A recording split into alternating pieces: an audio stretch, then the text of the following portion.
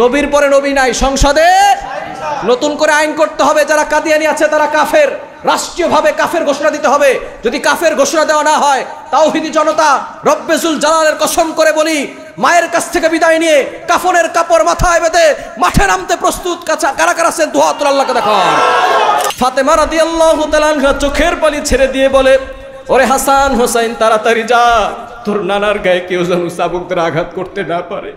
তোর নানার গায়ে চাবুক দ্বারা আঘাত করার আগে তোরা তোদের পিঠটাকে বিছিয়ে দিবি। আল্লাহু আকবার। ফাতেমা রাদিয়াল্লাহু তাআলা আনহার ঘর থেকে চাবুক নিয়ে গেছেন। হাসান হোসেন রাদিয়াল্লাহু তাআলা আনহুমা দৌড়ে আসছেন, আমার নানাকে কে আঘাত করবে? রাসূলুল্লাহর আদর্শ বাস্তবায়ন করলে আগামীর শাসক হবে হযরত ওমরের মতো, রাসূলুল্লাহর আদর্শ বাস্তবায়ন না করলে আগামীর শাসক হবে দুর্নীতিবাজ, আগামীর শাসক হবে ইফতিজিংবাদ, আর আগামীর শাসক কখনো কোরআন দিয়ে শাসন করবে না। ঠিক কিনা বলেন? এই সপ্তাহে আমরা নবীজি সাল্লাল্লাহু আলাইহি ওয়াসাল্লামের ইন্তেকাল প্রসঙ্গে কিছু আলোচনা শুনব ইনশাআল্লাহ। নবীজি সাল্লাল্লাহু আলাইহি ওয়াসাল্লামের ইন্তেকাল রবিউল আউয়াল 11 হিজরি রবিউল আউয়াল মাসের 12 তারিখ নিয়ে অনেক মতানৈক্য রয়েছে। তবে সোমবার দিন তিনি ইন্তেকাল করেছেন, এটা জমহুর সকল উলামায়ে কেরাম অভিমত ব্যক্ত করেছেন। সোমবারের দিন তিনি মারা গেছেন। তবে তিনি 12 তারিখ, 13 তারিখ, 9 তারিখ এগুলো নিয়ে অনেক মতানৈক্য রয়েছে। তবে প্রসিদ্ধ মত হচ্ছে রবিউল আউয়াল মাসের 12 তারিখে সোমবারের দিন নবীজি সাল্লাল্লাহু আলাইহি সাল্লাম এই দুনিয়ার মায়া ত্যাগ করে তিনি ইন্তেকাল করেছেন।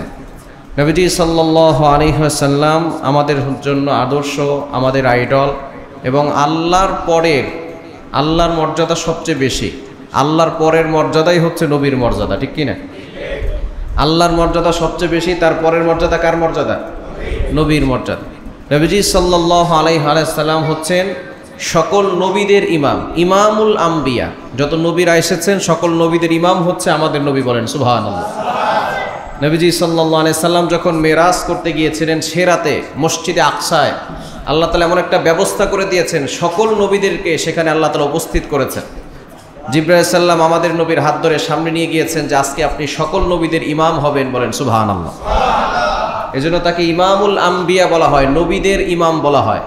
নবীজি সাল্লাল্লাহু আলাইহি ওয়াসাল্লাম তিনি সর্বশেষে এসেছেন, আল্লাহ তাআলা তাকে সবচেয়ে বেশি মর্যাদা দিয়েছেন। সুতরাং সেই নবীর সম্মান কম না বেশি? আরো জোরে বলেন, কম না বেশি? আল্লাহ পাক রব্বুল আলামিন নবীজিকে সম্মান দিয়েছেন। আবার আল্লাহ তাআলা সব বিষয় নবীজি সাল্লাল্লাহু আলাইহি সাল্লামকে বেস্ট জিনিস দিয়েছেন। ভাষাও দিয়েছেন আরবি ভাষা। কোন ভাষা? আরবি ভাষা। আমরা মনে করি ইন্টারন্যাশনাল ভাষা হচ্ছে ইংরেজি ভাষা, কিন্তু বলেন তো কবরে ইংরেজি চলবে না আরবি চলবে? হাসরের ময়দানে ইংরেজি না আরবি? জান্নাতে গেলে জান্নাতে ইংরেজি না আরবি? তো ইন্টারন্যাশনাল ভাষা কি ইংরেজি না আরবি? সুতরাং আমাদের নবীকে আল্লাহ তাআলা আরবি ভাষা দিয়ে দুনিয়াতে পাঠিয়েছেন। বলেন সুবহানাল্লাহ। আবার আমাদের নবীকে আল্লাহ তাআলা পাঠিয়েছেন জাজিরাতুল আরব, সৌদি আরবে। বর্তমানে সিঙ্গাপুরকে বলা হয় একেবারে পরিষ্কার শহর, এবং আধুনিকতার যুগ যেখানে এসেছে, সিঙ্গাপুরে পাঠালেন না কেন? এবং কাশ্মীর হচ্ছে দুনিয়ার জান্নাত, সুন্দর বাগান সেখানে রয়েছে। আমাদের নবীকে আল্লাহ তাআলা চাইলে কাশ্মীরে পাঠাতে পারতেন, কাশ্মীরেও পাঠান নাই। আমাদের নবীকে আল্লাহ তাআলা সিঙ্গাপুরে, আমেরিকায় পাঠান নাই, পাঠাইছেন জাজিরাতুল আরব। দেখবেন মানচিত্রের ভিতরে আরব হচ্ছে পুরো পৃথিবীর মাঝখান, কেন্দ্রস্থল। আল্লাহ তাআলা আমাদের নবীকে সেখানে পাঠিয়েছেন, যদি মাঝখান ঠিক হয়ে যায় পুরো পৃথিবী ঠিক হয়ে যাবে। ঠিক কি না? নবীজি সাল্লাল্লাহু আলাইহি সাল্লামকে সেই জাহিলি যুগের একেবারে মাঝখান কেন্দ্র বিন্দুতে পাঠিয়েছেন। সেখানে যদি সকল মানুষগুলো ঠিক হতো, তাহলে এখন সারা পৃথিবীর ভিতরে মুসলমানদের রাজ কায়েম থাকতো। ঠিক কি না? আজকে সৌদি আরবে সমস্যা বেশি। সৌদি আরবের সমস্যা বেশি থাকার কারণে এখন বাংলাদেশ নয়, সারা পৃথিবীর বুকে ইসলাম কায়েম হতে পারছে না। সৌদি আরব যদি ঠিক হয়ে যায়, সারা বিশ্বের বুকে কালিমার পতাকা পথ করে উঠবে। ঠিক কি না? নবীজি সাল্লাল্লাহু আলাইহি সাল্লামকে আল্লাহ তাআলা সেখানে পাঠিয়েছেন। তবে মুসলমানদের বিজয় হবে, বিজয় কেউ ঠেকাতে পারবে না। মুসলমানদের বিজয় দিবেন কে? আওয়াজ দিয়ে বলেন, মুসলমানদের বিজয় দিবেন কে? নিউ ইয়র্কে জোহরান মামদানি, তিনি নবনির্বাচিত মেয়র হয়েছেন। আপনারা যারা জানেন, যারা সোশ্যাল মিডিয়া ইউজ করেন তারা জানেন জোহরান মামদানি। তার কথা কেন বলছে? হি ইজ এ মুসলিম, তিনি মুসলমান। আমেরিকার মতো জায়গা, নিউ ইয়র্ক সিটি, যেখানে গোটা ওয়ার্ল্ডের রাজধানী বলা হয়, সেখানে যেখানে ইহুদিদের বসবাস, খ্রিস্টানদের বসবাস, ডোনাল্ড ট্রাম্পের মতো মানুষ যারা ইসলামকে জঙ্গি বলে আখ্যায়িত করে, সেই জায়গায় গিয়ে সে কিন্তু সেখানের নাগরিক নয়, সে হচ্ছে উগান্ডার সিটিজেন। সেখান থেকে 2018 সালে নাগরিকত্ব পেয়েছে আমেরিকায়। সেইখানে গিয়ে একজন মুসলিম সে নবনির্বাচিত মেয়র হয়েছে, বোঝা গেল ইসলামের বিজয় অতি সন্নিকটে, ঠিক কি না? আল্লাহ তাআলা ইসলামের বিজয় দিবেন। নিউ ইয়র্কের মতো জায়গায় যদি একজন মুসলমান বিজয় লাভ করে, মেয়র হতে পারে, এবং এই মুসলমান জোহরান মামদানি সে কিছুদিন আগে ইহুদিদের বিরুদ্ধে জোরদার আওয়াজ তুলেছেন। যখন প্যালেস্টাইনে মুসলমানদের উপরে নির্যাতন শুরু হয়েছিল তখন সে প্রতিবাদ জানিয়েছে। শুধু তাই নয়, মুসলমানদের পক্ষে সবসময় কথা বলে। সুতরাং এই মুসলমানদের পক্ষে নিউ ইয়র্ক সিটিতে যে মুসলমান নতুন করে নবনির্বাচিত মেয়র হয়েছে, এর দ্বারা বোঝা যায় আগামীতে প্রত্যেকটা জায়গায় জায়গায় আল্লাহ মুসলমানদের বিজয় ঘটাবেন, ঠিক কিনা বলেন? পৃথিবীর প্রতিটি সেক্টরে সেক্টরে মুসলমানদের বিজয় হবে। সেদিন বেশি দূরে নয়, আমেরিকার ওয়াশিংটনে কালিমার পতাকা পথ করে উঠবে, ঠিক কিনা বলেন? এজন্য আমরা মুসলমানদের বিজয়ের জন্য আল্লাহর কাছে সাহায্য চাইব, এবং যদি আল্লাহর কাছে সাহায্য চাই আল্লাহ মুসলমানদের বিজয় দিবেন, ঠিক কিনা? আল্লাহ তাআলা মুসলমানদের বিজয় দিবেন। স্যামুয়েল পি হান্টিংটন তিনি বই লিখেছেন দ্য ক্লাস অফ সিভিলাইজেশন, সেখানে তিনি সভ্যতার কথা বলেছেন। সেখানে তিনি বলেছেন সোভিয়েত ইউনিয়ন প্রথমে সুপার পাওয়ারে ছিল, এখন আছে United states of America. America super পাওয়ারে, কিন্তু এই সুপার পাওয়ারে আমেরিকা থাকবে না, হতে পারে আপার কামিং সুপার পাওয়ারে চায়না চলে যাবে। যদি চায়না আসে, যতই পরাশক্তি আসুক না কেন, শক্তিশালী দল আসুক না কেন, স্যামুয়েল পি হান্টিংটন তিনি বলেছেন এই সকল সুপার পাওয়ারের পতন ঘটিয়ে একটা দল সুপার পাওয়ারে যাবে, তার নাম হচ্ছে ইসলাম। ইসলাম যখন সুপার পাওয়ারে যাবে, দুনিয়ার সকল শক্তি মিলেও এই ইসলামকে আর দাবিয়ে রাখতে পারবে না, বলেন আল্লাহু আকবার।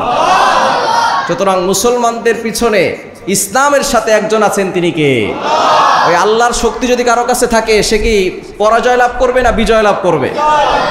আমাদেরকে আল্লাহ পাক রব্বুল আলামিন সেই মুসলমান হিসেবে দুনিয়াতে প্রেরণ করেছেন, এবং সর্বশ্রেষ্ঠ মহানবীর উম্মত হিসেবে দুনিয়াতে প্রেরণ করেছেন, বলেন সুবহানাল্লাহ। নবীজি সাল্লাল্লাহু আলাইহি ওয়াসাল্লামকে আল্লাহ রহমত হিসেবে দুনিয়াতে নাজিল করেছেন, প্রেরণ করেছেন। আল্লাহ নিজেই বলে দিয়েছেন 17 নম্বর পারা 10 নম্বর পৃষ্ঠার 6 নম্বর লাইন সূরা আম্বিয়ার 107 নম্বর আয়াতে রব্বুল আলামিন বলেন, ওয়ামা আরসালনাকা ইল্লা রাহমাতাল লিল আলামিন। আল্লাহ পাক রব্বুল আলামিন বলছেন, I have sent you as a mercy to the worlds. নবী হে, আমি আপনাকে সমস্ত জগতের জন্য রহমত হিসেবে প্রেরণ করেছি, বলেন সুবহানাল্লাহ। আমাদের নবী হচ্ছেন সকলের জন্য আদর্শ, সকলের জন্য idol. As a father, as a teacher, as a law giver, as a law maker, as a reformer of the society, Muhammad is the superman of the world, বলেন সুবহানাল্লাহ।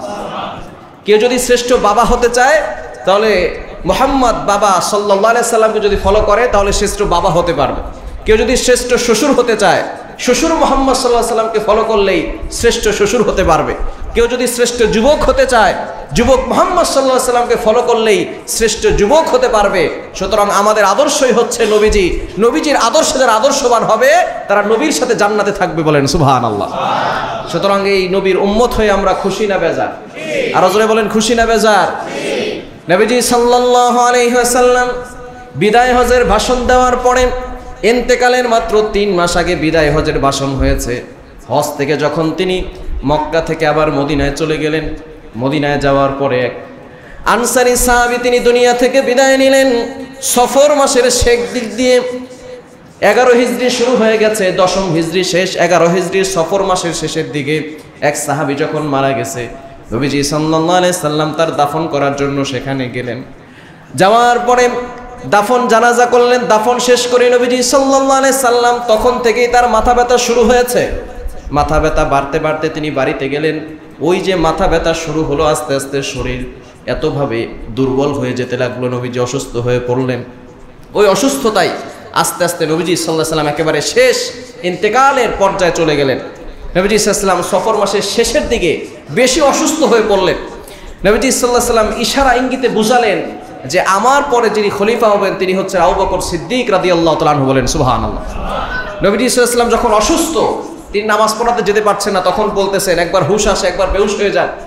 তিনি বলতেছেন যে নামাজের কি সময় হয়েছে? যখন হুশ আসে বলে, নামাজের কি সময় হয়েছে? বলে হ্যাঁ। বলে বেলালকে বলো আজান দিতে, আবু বকরকে বলো ইমামতি করতে। এভাবে তিনি আবারও বেহুশ হয়ে গেলেন, আবারও হুশ আসছে, আবারও বলে নামাজের কি সময় হয়েছে? বলে হ্যাঁ হয়েছে। বলো বেলালকে আজান দিতে আর আবু বকরকে নামাজ পড়াতে বলো। নবীজি সাল্লাল্লাহু আলাইহি সাল্লাম তিনবার এভাবে সুসংবাদ দিলেন যে বেলাল আজান দিবে, নামাজ পড়াবে কে? সুতরাং নামাজ যে পড়ায় তাকেই ইমাম এবং নেতা হিসেবে মানতে হবে, ঠিক কিনা? নবীজি সাল্লাল্লাহু আলাইহি সাল্লাম অসুস্থ হয়ে পড়লেন, বেলাল রাদিয়াল্লাহু তাআলা নামাজে দাঁড়িয়ে পড়লেন। এবার নবীজি সাল্লাল্লাহু আলাইহি সাল্লাম মসজিদে নববীর পাশেই হচ্ছে তার কামরা। যারা হাজী সাহেবরা আছেন, হজ করতে গিয়েছেন, তারা জানেন যেখানে নবীজির রওজা মুবারক তার পাশেই হচ্ছে মসজিদে নববী, ঠিক কিনা? নবীজি সাল্লাল্লাহু আলাইহি সাল্লাম আম্মা জান আয়েশা রাদিয়াল্লাহু তাআলা আনহার ঘরে তিনি পর্দা উঠিয়ে দেখতে লাগলেন তার উম্মতের দৃশ্য, উম্মতেরা নামাজ পড়ছে। এই দৃশ্য দেখে নবীজি সাল্লাল্লাহু আলাইহি সাল্লামের চোখ দিয়ে পানি ঝরছিল, আর মনে মনে চিন্তা করছে, আমি না থাকলেও আমার উপরে যে নামাজ ফরজ হয়েছে, আমার প্রিয় উম্মতেরা এই নামাজ কখনো ছাড়বে না, বলেন আল্লাহু আকবার। কিন্তু আমার অনেক উম্মত এমন আছে আমরা নামাজ পড়ি না, আছে না নাই? কি বলেন, আছে না নাই? নবীজি সাল্লাল্লাহু আলাইহি সাল্লাম পর্দা উঠিয়ে দেখলেন যে উম্মতেরা নামাজ পড়তেছে, আবু বকর ইমামতি করছেন। নবীজি সাল্লাল্লাহু আলাইহি সাল্লাম একটু সুস্থ হলেন। সুস্থ হওয়ার পরে দুইজনকে ডাকলেন যে আমাকে একটু কাঁধে ভর করে মসজিদে নিয়ে যাও। দেখেন নামাজের কতটা গুরুত্ব। নবী সাল্লাল্লাহু আলাইহি সাল্লাম সুস্থ হয়েছেন, দুইজনের কাঁধে ভর দিয়ে মসজিদে গিয়েছেন। আবু বকর সিদ্দিক রাদিয়াল্লাহু তাআলা বুঝতে পেরেছেন যে নবীজি এসেছেন, তিনি ইমাম থেকে পিছনে চলে আসবেন। নবীজি ইশারা দিলেন, না নামাজ পড়াও, তুমি ইমামতি করো। নবীজি সাল্লাল্লাহু আলাইহি সাল্লাম পিছনে দাঁড়ালেন। নামাজ শেষ করে নবীজি সাল্লাল্লাহু আলাইহি সাল্লাম মিম্বারে বসলেন। অসুস্থ অবস্থায় বললেন, মদিনার সকলকে ডাকো, আশেপাশে যত সাহাবী আছে সকলকে ডাকো। নবীজি সাল্লাল্লাহু আলাইহি সাল্লাম সকলকে ডাকালেন। ডাকার পরে তিনি বলতেছেন, এমন কি কেউ আছো যে আমার কাছে কোনো হক পাবে? কেউ কি আছো আমার কাছে কোনো টাকা পয়সা পাবে? কেউ কি আছো এমন যে আমার কাছে আমি কার উপর অত্যাচার করেছি, জুলুম করেছি, নির্যাতন করেছি, আজকে চাইলে সে আমার কাছে প্রতিশোধ নিতে পারো? আমি যদি কাউকে একটা আঘাত করে থাকি, সে চাইলে আমার কাছ থেকে আঘাত ফেরত দিতে পারো। আমি নবীজি কিচ্ছু বলবো না, তবে খবরদার কিয়ামতের ময়দানে আল্লাহর সামনে আমাকে কখনো বাদী হিসেবে দাঁড় করাবে না। কারো যদি হক থেকে থাকে এখনই সেই হক পরিশোধ করে নাও। আমরা অনেকে আছি মানুষের হক অন্যায়ভাবে জুলুম করে, নির্যাতন করে মানুষের হক আমরা এমনভাবে আত্মসাৎ করে খেয়ে ফেলি। আবার এরকম অনেক মুসল্লিও আছে অন্যায়ভাবে মানুষের মাল আত্মসাৎ করে হজ করতে যায়, আছে না নাই?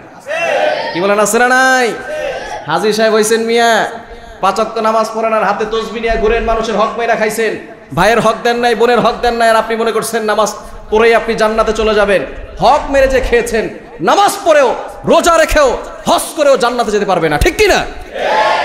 ভাইয়ের হক আপনি দেন নাই, বোনের হক আপনি দেন নাই। আল্লাহর কসম করে বলতে পারি নবীজি সাল্লাল্লাহু আলাইহি সাল্লামের আদর্শের মতো আদর্শ হতে পারে না। নবীজি সাল্লাল্লাহু আলাইহি সাল্লাম কখনো কারো উপর অত্যাচার করেন নাই, জুলুম করেন নাই।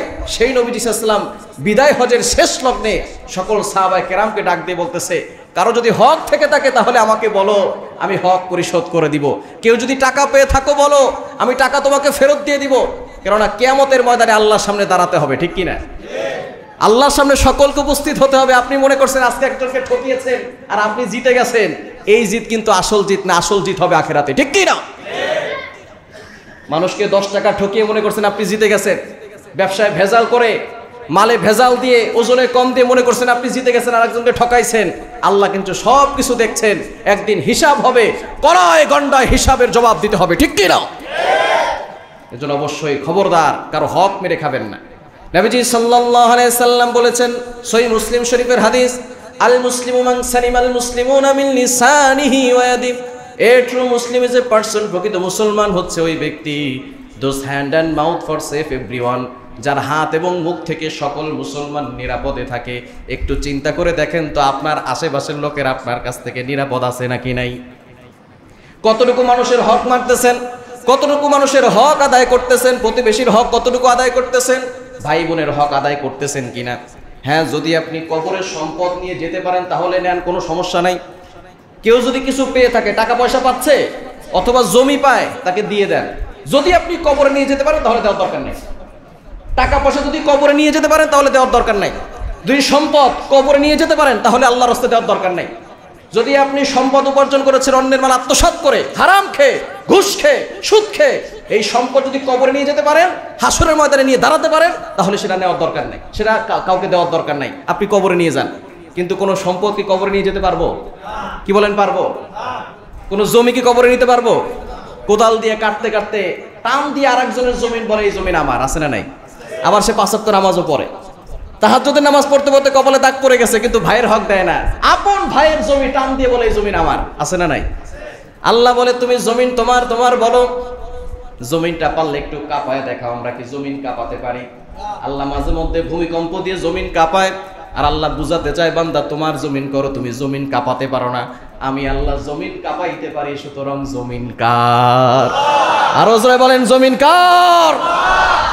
আজকে আপনি যেই বাড়িতে আছেন, আপনার দাদা যখন সেই বাড়িতে ছিল, দাদাকে জিজ্ঞেস করা হয়েছে বাড়িটা কার? আপনার দাদা বলেছে বাড়িটা আমার, দাদা মারা গেছে, বাবা আসছে, বাবাকে জিজ্ঞেস করেছে বাড়িটা কার? আপনার বাবা বলছে বাড়িটা আমার, বাবা মারা গেছে, আপনি এখন মালিক, আপনাকে জিজ্ঞেস করে বাড়িটা কার? আপনি বলেন বাড়িটা আমার, আপনিও একদিন মারা যাবেন, আপনার সন্তানকে জিজ্ঞেস করা হবে বাড়িটা কার? সন্তান বলবে আমার। আল্লাহ বলে দুনিয়ার বাড়ি কারো নয়, এই দুনিয়া কার? কিছুদিনের জন্য সম্পদ দিয়েছে, অল্প সময়ের জন্য আপনার কাছে সম্পদ দেওয়া হয়েছে, অল্প সময়ের জন্য দুনিয়ার হায়াত আমরা পেয়েছি, কিন্তু আমাদের অনেকের বয়স 30 বছর হয়ে গেছে, 40 বছর হয়ে গেছে, 50 বছর হয়ে গেছে, দাড়িগুলো পাকতে শুরু করেছে, চুল দাড়ি সাদা হয়ে গেছে, তারপরে এখন অন্যের মাল ভাবে আত্মসাৎ করে খায়, এরকম মুসল্লি আছে না নাই? কয় বছর বাঁচবেন? কত বছর বাঁচবেন? আমি আমার কথাই বলি, আগে একটা সময় ছিল আমাদের দাদাদের আগের যুগে, তারা 60 বছর বাঁচত। নবী সাল্লাল্লাহু আলাইহি ওয়াসাল্লাম বলেই গেছে এই উম্মতের বয়স 60 থেকে 70 বছর গড় আয়ু। এখনকার যুগে 60 বছরও বাঁচে না, 50 বছর, ঠিক কি না? 60 বছর বাঁচে না। এখন তো যুবকরা হঠাৎ করে মারা যায়, অ্যাক্সিডেন্ট করে মারা গেছে, স্ট্রোক করে মারা গেছে, যুবকরা মরতেছে, যুবকরা মরতেছে, মুরব্বীর কথা বাদই দিলাম। তো হায়েস্ট 50 থেকে 55 বছর আমরা বাঁচতে পারবো। আমার জীবনের তো 30 বছর শেষ, বাকি বাঁচতে আর 20 বছর 25 বছরই বাঁচতে পারবো। আপনার বয়স তো 30 বছর 40 বছর শেষ হয়ে গেছে, সর্বোচ্চ বাঁচলে 15 বছর বাঁচতে পারবেন। তারপরও কিভাবে অন্যের মাল আত্মসাৎ করে খাবেন, কিভাবে জুলুম করবে, কিভাবে অন্যায় করবে, অত্যাচার করবে, সেই ধান্দায় লিপ্ত হয়ে থাকে। যাদের জন্য চুরি করছেন, যাদের জন্য বদমাইশি করছেন, কেউ কিন্তু আপনার পাশে থাকবে। যে সন্তানের জন্য আপনি অন্যায় করছেন, জুলুম করছেন, মনে করছেন আমার আগামী প্রজন্ম খাবে, আগামীর প্রজন্মের জন্য আপনার চিন্তা করতে হবে না, তাদের রিজিক নির্ধারণ করেছেন কে? আপনার সন্তানের রিজিকের জন্য টেনশন করতে হবে না, তাদের রিজিক আল্লাহ 50,000 বছর আগে নির্ধারণ করে রেখে দিয়েছেন। সুবহানাল্লাহ বলতে পারলেন না? আমরা এই জন্য আখিরাতের কথা স্মরণ করব। নবীজি সাল্লাল্লাহু আলাইহি সাল্লাম ডাক দিয়ে বললেন, কার কি হক আছে, হক পরিশোধ করে নাও। একজন সাহাবী দাঁড়ায় বললেন, ইয়া রাসূলুল্লাহ, ইয়া হাবিবাল্লাহ, আপনি আমাকে একবার চাবুক দ্বারা আঘাত করেছিলেন, আজকে তার প্রতিশোধ নিতে চাই। সেই সাহাবী দাঁড়ানোর পরে নবীজি বললেন, কিভাবে তোমাকে চাবুক দ্বারা আঘাত করেছি? বলেন, ইয়া রাসূলুল্লাহ, যুদ্ধের ময়দানে আপনি চাবুক ঘোরাচ্ছিলেন, এমন সময় আমি আপনার পাশেই ছিলাম, ওই চাবুক এসে আমার গায়ে লেগেছে। নবীজি বললেন, তাড়াতাড়ি যাও, ফাতেমার বাসায় সেই চাবুক রয়েছে, চাবুকটা নিয়ে আসো, সে আজকে প্রতিশোধ নিবে। প্রতিশোধ যদি আজকে না হয়, কিয়ামতের ময়দানে সেটা ভারী হয়ে অনেক বড় বোঝা হয়ে যাবে। আল্লাহু আকবার। সাহাবী দৌড় দিয়ে চলে গেলেন ফাতেমা রাদিয়াল্লাহু তাআলা আনহার ঘরে। নবীজির সেই চাবুকটা কোথায়? এবার ফাতেমা রাদিয়াল্লাহু তাআলা আনহা চোখের পানি ছেড়ে দিয়ে বলতেছে, বাবা চাবুক চাই কেন? বলে, হক পরিশোধ করা হবে। ফাতেমা রাদিয়াল্লাহু তাআলা আনহা চোখের পানি ছেড়ে দিয়ে বলে, ওরে হাসান হোসেন, তাড়াতাড়ি যা, তোর নানার গায়ে কেউ যেন চাবুক দ্বারা আঘাত করতে না পারে, তোর নানার গায়ে চাবুক দ্বারা আঘাত করার আগে তোরা তোদের পিঠটাকে বিছিয়ে দিবি। আল্লাহু আকবার। ফাতেমা রাদিয়াল্লাহু তাআলা আনহার ঘর থেকে চাবুক নিয়ে গেছেন। হাসান হোসেন রাদিয়াল্লাহু তাআলা আনহুমা দৌড়ে আসছেন, আমার নানাকে কে আঘাত করবে? সাহাবী দাঁড়িয়ে গেলেন হাতে চাবুক নিয়ে, আঘাত করা হবে। নবীজিকে বলতেছেন, ইয়া রাসূলুল্লাহ, ইয়া হাবিবাল্লাহ, যখন আপনি আমাকে আঘাত করেছিলেন আমার গায়ে কোনো পোশাক ছিল না, আমি গায়ে কোনো পোশাক ছিল না, উলঙ্গ সারা শরীর, নিচে কাপড় ছিল, উপরে কোনো কাপড় ছিল না, খালি শরীরে আপনার চাবুক লেগেছে। প্রতিশোধ যদি নিতে হয় আপনার চাদর সরাতে হবে। আবু বকর রাদিয়াল্লাহু তাআলা আনহু দাঁড়িয়ে পড়লেন, ওমর রাদিয়াল্লাহু তাআলা আনহু দাঁড়িয়ে পড়লেন, এই হতভাগা, তোর যদি প্রতিশোধ নেওয়ার দরকার হয় আমার গায়ে চাবুক মার, একটার পরিবর্তে 100টা আঘাত কর, তারপরও তুই নবীজির গায়ে কোনো আঘাত করিস না। ওমর রাদিয়াল্লাহু তাআলা আনহু বলছেন, নবীর গায়ে আঘাত করলে কিন্তু তোর শরীর থেকে গর্দান আলাদা করে দিব। নবীজি বললেন, ওমর থামো, প্রতিশোধ নিতে দাও। আল্লাহর কাছে যদি আমাকে জবাবদিহি করতে হয় সেদিন ভয়ঙ্কর পরিস্থিতি হবে।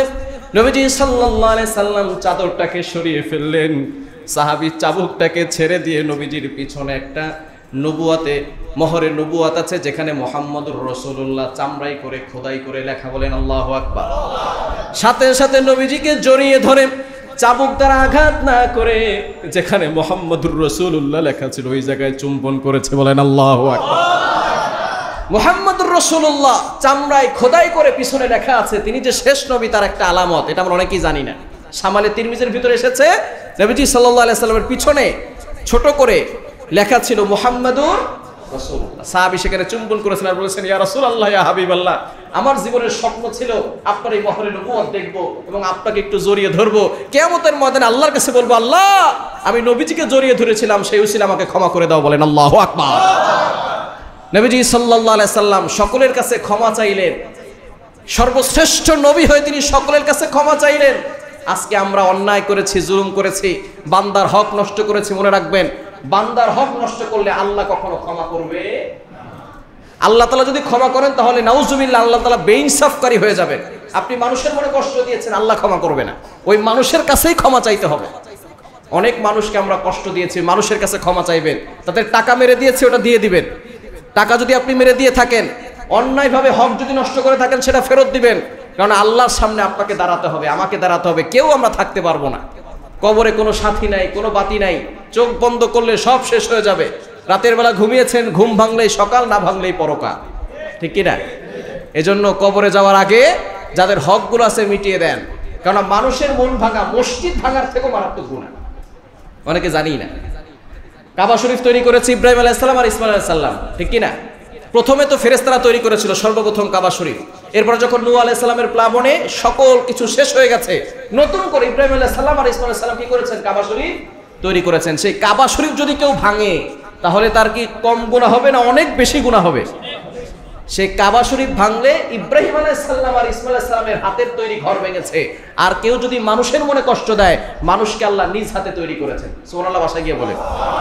কাবা শরীফ ভাঙলে ইব্রাহিম আলাইহিস সালাম আর ইসমাঈল আলাইহিস সালামের হাতের তৈরি ঘর ভেঙেছে, সেটাই মারাত্মক গুনাহ। কেউ যদি মানুষের মন ভেঙে দেয়, আল্লাহর হাতের তৈরি করা মানুষের মন ভেঙেছে, এটা আরো জঘন্যতম গুনাহ।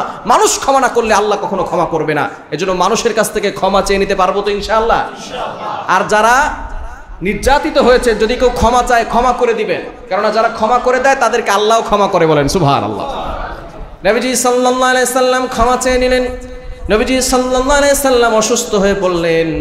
আস্তে আস্তে একেবারে ইন্তেকালের শেষ মুহূর্তে চলে আসলেন। 17 ওয়াক্ত নামাজ হযরত আবু বকর সিদ্দিক রাদিয়াল্লাহু তাআলা আনহু নামাজ পড়ালেন। নবীজি সাল্লাল্লাহু আলাইহি সাল্লামের ইন্তেকালের শেষ সময়, এমন সময় মালাকুল মাউত হাজির হয়েছে, দরজায় সালাম দিয়েছে। ফাতেমা রাদিয়াল্লাহু তাআলা আনহা নবীজির পাশে। নবীজি বললেন, ও ফাতেমা, দেখো তো দরজাটা খুলে কে সেখানে আসে। যখনই দরজা খুলেছে দেখে সেখানে কেউ নাই। কেননা মালাকুল মাউতকে যে মরে সেই দেখে, ঠিক কিনা? অন্য কেউ দেখতে পারে না। ফাতেমা রাদিয়াল্লাহু তাআলা আনহা কাউকে দেখতেছেন না, বলে বাবা কেউ তো নাই। আল্লাহ পাক রব্বুল আলামিন মালাকুল মাউত আজরাইলকে বলল, ও আজরাইল, তাড়াতাড়ি তোমার রূপটাকে প্রকাশ করো, কেননা আমার প্রিয় হাবিব বলেছে কেউ একজন আছে। আজকে যদি ফাতেমা কাউকে না দেখে আমার নবীকে মিথ্যাবাদী বলতে পারে। তাড়াতাড়ি তোমার রূপটাকে প্রকাশ করে দাও। বলেন আল্লাহু আকবার। মালাকুল মাউত একটা ভয়ঙ্কর রূপ ধারণ করেছে, চোখ দুটো বড় বড় এবং অনেক উঁচু, এবং কালো একটা কাপড় দিয়ে তার শরীরটাকে ঘিরে রেখেছে। একমাত্র ফাতেমা রাদিয়াল্লাহু তাআলা মালাকুল মাউতের অরিজিনাল রূপ দেখে নাই, এই মানুষের একটা আকার তিনি দেখেছিলেন। ফাতেমা রাদিয়াল্লাহু তাআলা একটা লোকটাকে দেখে তিনি ভয় পেয়ে গেলেন। ইয়া রাসূল, নবীজিকে বলতেছেন, বাবা এমন একটা লোককে দেখতেছি, মক্কা মদিনা এরকম কোনো লোককে আমি আজ পর্যন্ত দেখি নাই। তার চোখগুলো অনেক বড় বড়, কালো কাপড় দিয়ে পুরা শরীরটা ঘেরা। নবীজি সাল্লাল্লাহু আলাইহি ওয়াসাল্লাম বললেন, হাদা মালাকুল মাউত, আমার কলিজার টুকরা মেয়ে, তাকে আসতে দাও, সে হচ্ছে মালাকুল মাউত, আমার সাথে কথা বলার জন্য আসছে। ফাতেমা রাদিয়াল্লাহু তাআলা আনহা বলেন, মালাকুল মাউত এখন কেন আসবে? আপনি তো এমনি কিছুদিন ধরে অসুস্থ, এখন যদি আপনাকে নিয়ে যায় কিভাবে আমরা থাকবো? আপনার হাসান হোসেন নাতিরা আপনার জন্য কান্না করতে করতে শেষ হয়ে যাবে, আমরা তো আপনাকে ছাড়া থাকতে পারবো না। নবীজি সাল্লাল্লাহু আলাইহি ওয়াসাল্লাম বললেন, আমাদের সকলকেই একদিন চলে যেতে হবে, তাকে আসতে দাও, তাকে কোনো কিছু দিয়ে আটকানো যাবে না, তাকে আসার অনুমতি দিয়ে দাও। বলেন আল্লাহু আকবার। মালাকুল মাউত ঘরে ঢুকলেন, সালাম দিলেন। সালাম দেওয়ার পরেই বলতেছেন, ইয়া রাসূলুল্লাহ, ইয়া হাবিবাল্লাহ, আজ পর্যন্ত কারো কাছ থেকে অনুমতি চাই নাই, কিয়ামত পর্যন্ত চাইবো না। একমাত্র আল্লাহ আপনাকে এই সম্মান দিয়েছেন, আপনি দুনিয়াতে থাকবেন নাকি দুনিয়া থেকে বিদায় নেবেন, এই অনুমতি চাওয়ার জন্য আমি আপনার কাছে এসেছি। নবীজি সাল্লাল্লাহু আলাইহি সাল্লাম অপেক্ষা করছেন কখন জিবরাইল আলাইহিস সালাম আসবেন। জিবরাইল আলাইহিস সালাম হাজির হয়ে গেলেন। নবীজি সাল্লাল্লাহু আলাইহি ওয়াসাল্লাম ইশারা দিলেন। জিবরাইল আলাইহিস সালাম বলেন, ইয়া রাসূলুল্লাহ, ইয়া হাবিবাল্লাহ, আল্লাহ আপনার সাক্ষাতের জন্য অপেক্ষা করছে। বলেন আল্লাহু আকবার। আল্লাহ আপনার সাক্ষাতের জন্য অপেক্ষায় আছে। এই ইহকালের জগৎ থেকে পরকাল আপনার জন্য অনেক উত্তম। আল্লাহ আপনার জন্য সাক্ষাতের জন্য অপেক্ষা করছে। নবীজি সাল্লাল্লাহু আলাইহি সাল্লাম চোখ দিয়ে পানি বের করা শুরু করলেন। জিবরাইল আলাইহিস সালাম বলেন, ইয়া রাসূলুল্লাহ, ইয়া হাবিবাল্লাহ, আপনি কান্না করছেন কেন? আপনার কলিজার টুকরা মেয়ের কথা চিন্তা করতেছেন? বলে না না। আপনার নাতিদের কথা চিন্তা করতেছেন? বলে না না। কার কথা চিন্তা করেন? নবীজি বলেন, আল্লাহ আমাকে ওয়াদা করেছিল, ওমা কানাল্লাহু লিউআযিবাহুম ওয়া আনতা ফীহিম, নবী যেখানে থাকবে সেখানে আযাব দিয়ে পুরা জাতিকে ধ্বংস করা হবে না। আমি যদি আজকে দুনিয়া থেকে চলে যাই, আমার উম্মতের দায়িত্ব নিবে কে? বলেন আল্লাহু আকবার। ইন্তেকালের সময় কলিজার টুকরা মেয়ের কথা চিন্তা করেন নাই, স্ত্রীদের কথা চিন্তা করেন নাই, তিনি চিন্তা করেছেন উম্মতের কথা। উম্মতের জিম্মাদার কে হবে? আল্লাহ পাক রব্বুল আলামিনের কাছে জিবরাইল সাল্লাম চলে গেলেন। মালাকুল মাউত দাঁড়িয়ে রইলেন। আল্লাহ পাক রব্বুল আলামিন জানিয়ে দিলেন, ও জিবরাইল, আমার হাবিবকে জানায় দাও, আমার হাবিব যেন তার উম্মতকে নিয়ে টেনশন না করে। আমি আজকে থেকে আমার প্রিয় হাবিবের উম্মতের জিম্মাদার হয়ে গেলাম। জিবরাইল সাল্লাম আসছেন। ইয়া রাসূলুল্লাহ, ইয়া হাবিবাল্লাহ, আপনাকে চিন্তা করতে হবে না। আগের নবীদের অনেক উম্মতদেরকে আল্লাহ তাআলা গোটা জাতিকে ধ্বংস করে দিয়েছেন সামান্য গুনাহ করার কারণে, কিন্তু আপনার উম্মতের উপরে একেবারে বড় আযাব দিয়ে সব শেষ করে দেওয়া হবে না। আল্লাহ পাক রব্বুল আলামিন উম্মতের জিম্মাদার দিয়ে নিয়েছেন। শুধু এখন নয়, কিয়ামতেও আল্লাহ তাআলা এই উম্মতের জিম্মাদার নিয়ে জান্নাত দিবেন। বলেন সুবহানাল্লাহ। নবীজি সাল্লাল্লাহু আলাইহি সাল্লামের ইন্তেকালের একেবারে শেষ সময় মৃত্যুর যন্ত্রণা কষ্ট এমন ভাবে হচ্ছে, নবীজি সাল্লাল্লাহু আলাইহি সাল্লাম তখন আয়েশা রাদিয়াল্লাহু তাআলা আনহাকে জিজ্ঞেস করতেছেন যে তোমার কাছে কত টাকা আছে, কত দিরহাম আছে? আমার নামে তোমার কাছে কত দিরহাম আছে? বলে 6 দিরহাম। কয় দিরহাম? 6 দিরহাম। নবীজি সাল্লাল্লাহু আলাইহি সাল্লাম বললেন 6 দিরহাম দান করে দাও। এই কথা বলে বেহুশ হয়ে গেলেন। আবারও তেনার হুশ আসলো। এবার বলতেছে 6 দিরহাম কি দান করা হয়েছে? বলে না, এখনো দান করা হয় নাই। বলে দান করে দাও। আবারও বেহুশ হয়ে গেলেন। আবার হুশ আসছে, 6 দিরহাম কি দান করা হয়েছে?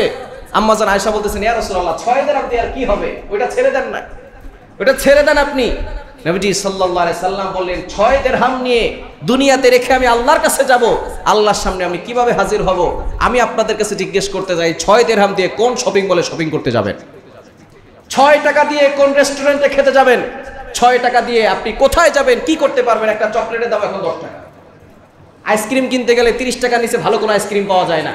6 টাকা নবীজি সাল্লাল্লাহু আলাইহি ওয়াসাল্লাম বললেন সেটা তুমি আল্লাহর জন্য দান করে দাও।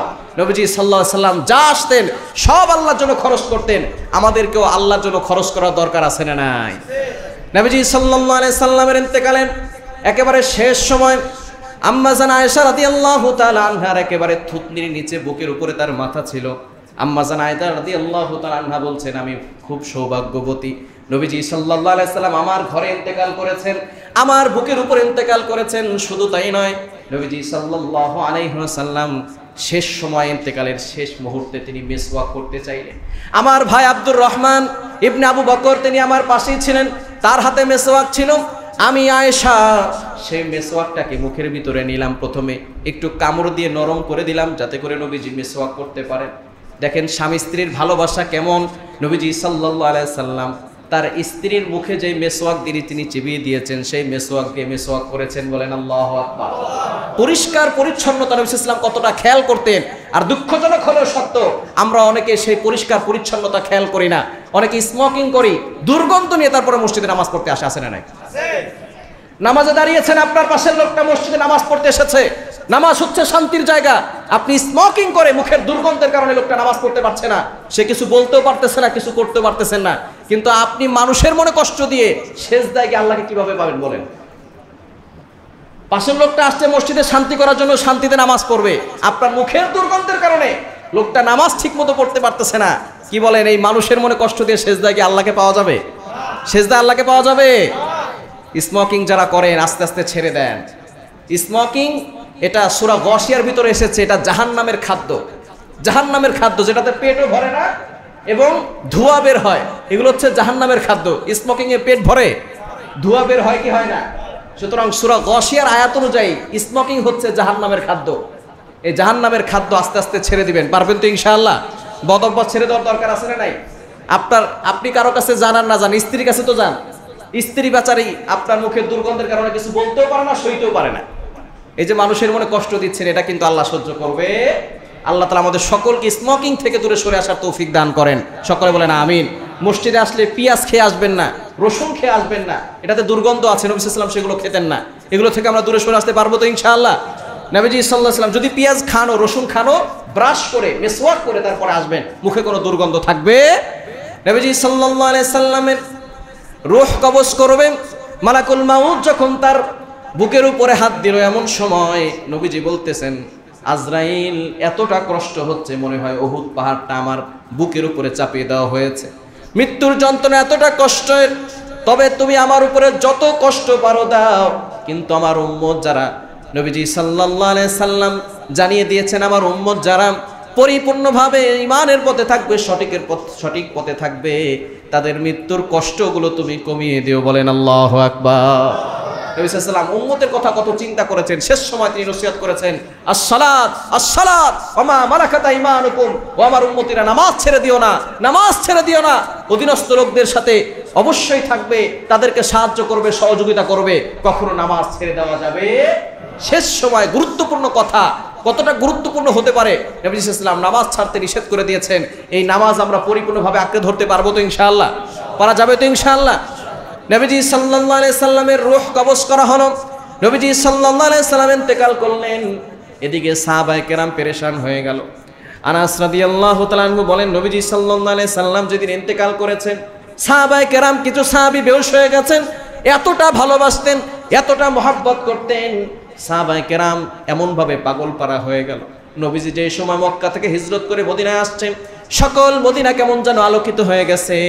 যেদিন নবীজি সাল্লাল্লাহু আলাইহি সাল্লাম দুনিয়া থেকে বিদায় হলেন, কেমন যেন পুরো দুনিয়া অন্ধকার হয়ে গেল। ওমর রাদিয়াল্লাহু তাআলা আনহু পাগলামি শুরু করলেন, কেউ যদি বলে নবীজি মারা গেছে তাহলে তার গর্দান উড়িয়ে দেওয়া হবে। কারণ আজ পর্যন্ত সাহাবায়ে কেরামরা কখনো নবীর ইন্তেকাল দেখেন নাই। তবে নবীরা, সকল নবীরাই কিন্তু মারা গেছে, ঠিক কিনা? কিন্তু সাহাবীরা কোনো নবীর ইন্তেকাল দেখেন নাই, এজন্য সকলে হতভম্ব হয়ে গেছে, পাগল পারা হয়ে গেছে। নবীজি আর দুনিয়াতে নাই। এমনকি ওমর রাদিয়াল্লাহু তাআলা আনহু বলতেছেন, যে বলবে নবীজি মারা গেছে তাকে হত্যা করা হবে। তখন আবু বকর সিদ্দিক রাদিয়াল্লাহু তাআলা আনহু, তিনি ছিলেন তার অন্য জায়গায়, তার আলাদা বাড়িতে ছিলেন। নবী সাল্লাল্লাহু আলাইহি ওয়াসাল্লাম সুবে সাদেকের পরে সকালের দিকে, সোমবারের দিন রবিউল আউয়াল মাসের 12 তারিখে ইন্তেকাল করেছেন। আবু সালামা রাদিয়াল্লাহু তাআলা আনহু তাকে বলছেন, তুমি যাও, নবী সাল্লাল্লাহু আলাইহি ওয়াসাল্লামের একেবারে প্রিয় সঙ্গী আবু বকরকে ডেকে নিয়ে আসো। আবু বকর সিদ্দিক রাদিয়াল্লাহু তাআলা আনহুকে যে ব্যক্তি সংবাদ দেওয়ার জন্য গেল, সে কাঁদতে কাঁদতে গেল। আবু বকর সিদ্দিক রাদিয়াল্লাহু তাআলা আনহু বুঝতে পারলেন নবীজি সাল্লাল্লাহু আলাইহি সাল্লাম সম্ভবত ইন্তেকাল করেছেন। তিনি সাথে সাথে ছুটে আসলেন। ছুটে আসার পরে দেখে লোকজন ভিড় করে আছে। নবীজি সাল্লাল্লাহু আলাইহি সাল্লাম সেখানে গেলেন, নবীজিকে দেখলেন। দেখার পরে তার কপালে একটা চুম্বন করলেন। ভালো করে দেখার পরে তিনি বললেন, নবীজি ইন্তেকাল করেছেন। ইন্নাকা মাইয়িতুন ওয়া ইন্নাহুম মাইয়িতুন, আপনি মরে যাবেন, আপনি মরণশীল, তারাও মরণশীল, আমরা সকলেই একদিন মরে যাব, ঠিক কিনা? সকল নবীরা মারা গেছেন, আপনিও আজকে দুনিয়ার মায়া ত্যাগ করেছেন। এই কথা বলে আবু বকর সিদ্দিক রাদিয়াল্লাহু তাআলা আনহু কপালে একটা চুম্বন করেছেন। এদিকে সাহাবায়ে কেরাম পাগল পারা হয়ে গেছে।